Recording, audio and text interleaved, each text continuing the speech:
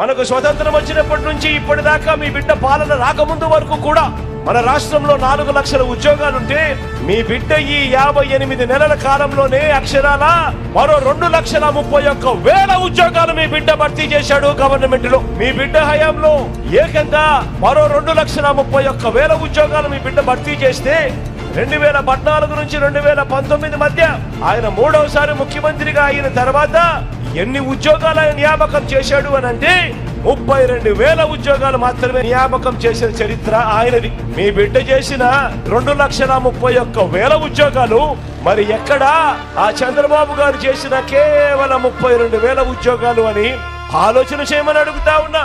మరి జాబ్ కావాలి అనంటే రావాల్సింది ఎవరు అని అడుగుతా ఉన్నాను.